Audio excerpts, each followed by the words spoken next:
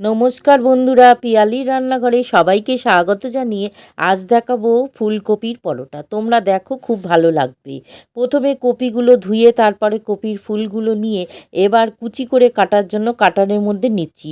কপির half inch আদা আর 8-10টা কাঁচা লঙ্কা এবার ঘুরিয়ে মিহি কুচি করে নিচ্ছি। এবার কড়াইতে 2 চামচ তেল গরম হলে গোটা জিরে আর সামান্য হিং ফোড়ন দিয়ে নাড়াচাড়া করে কপি কুচিগুলো দিয়ে নাড়বো। তারপরে স্বাদ মতো লবণ, সামান্য হলুদ, 1 চামচ লঙ্কা গুঁড়ো, 1 চামচ চাট মশলা আর 1 চামচ শেজওয়ান মশলা দিয়ে খুব ভালো করে ভাজবো। তারপর 5 মিনিটের জন্য একটু ঢাকা দিলে খুব ভালো করে সিদ্ধ হয়ে নরম হয়ে যাবে। এবার দেখো, খুলে দেখো বন্ধুরা, একেবারে শুকিয়ে গেছে। এই রকমই পুরটা চাই। এবার 2 বাটি ময়দা, 1 বাটি আটা, 1 চামচ কালো জিরে আর 1 চামচ জোয়ান ছড়িয়ে মিশিয়ে 2 চামচ সাদা তেল দিয়ে মিশিয়ে অল্প অল্প করে জল দিয়ে মেখে নেব। উপর থেকে একটু তারপরে তেল মাখিয়ে 5 মিনিটের জন্য রেস্টে রাখবো ঢাকা দিয়ে। তারপরে দেখো, সেট হয়ে গেছে।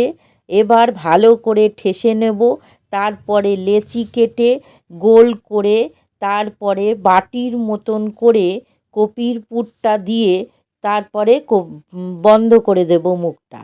এবার ময়দা ছড়িয়ে বেলে নেব। প্রথমে গোল করে বেলবো, তারপরে উপর থেকে কিছুটা ধনেপাতা কুচি ছড়িয়ে একটু ময়দা ছড়িয়ে আবার একটু বেলে নেব। তারপরে চাটুতে পরোটাটা দিয়ে প্রথমে একটু সেঁকে নেব, তারপরে তেল দিয়ে ভেজে নেব মচমচে করে।